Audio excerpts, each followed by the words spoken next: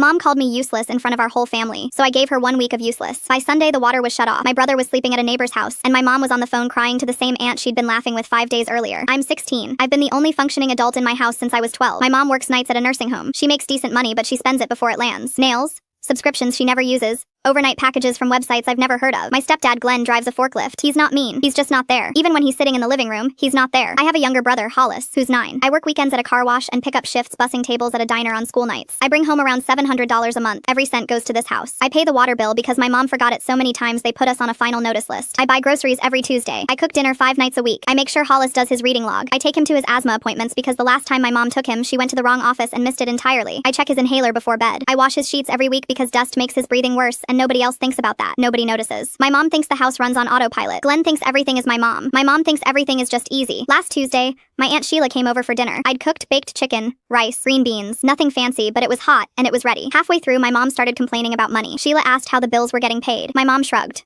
Glenn handles most of it. I cover what I can. I put my fork down. Glenn wasn't even at the table. He was eating in the living room watching TV. I said, I pay the water bill. I buy the groceries. I cooked this dinner. My mom laughed. Not a mean laugh. Worse. A dismissive one. She looked at Sheila and said, he thinks making rice once in a while makes him the man of the house. He's useless half the time. I don't know what he does all day. Sheila laughed too. Hollis was sitting right there. I didn't say anything else. I finished eating, washed my plate, and decided Tuesday was the last day I'd carry anything in that house. Wednesday, I woke up and left for school. Didn't cook, didn't clean, didn't check Hollis's backpack, didn't leave the grocery money on the counter like I usually do. When I got home, Hollis was eating dry cereal out of the box. No dinner. Mom was asleep on the couch at 6:30. Thursday, the dishes from Tuesday's dinner were still in the sink. I knew because my plate was the only one missing. Nobody had touched the kitchen. Hollis told me he had a cough and couldn't find his inhaler. I found it for him. That was the only thing I did. Friday, the water got shut off. I knew it would. The bill was due Wednesday. I always pay it by Monday. Nobody else even knew there was a bill. Mom woke up Saturday morning, tried the shower, and nothing came out. She screamed Glenn's name. Glenn called the water company. They told him the account had been 4 months behind until recently, and that the last 3 payments came from a different source, my debit card, and that source had stopped. Mom came to my room. Did you stop paying the water bill? I said. I thought I was useless. She didn't answer. By Saturday night, Hollis's cough was worse. His sheets hadn't been washed in over a week. I could hear him wheezing through the wall. I went to his room, stripped the bed, put on fresh sheets, gave him his inhaler, and sat with him until he fell asleep. But that was for Hollis, not for her. Sunday morning, Mom called Aunt Sheila. I heard her through the door. I don't know how everything fell apart this fast. Sheila asked what changed.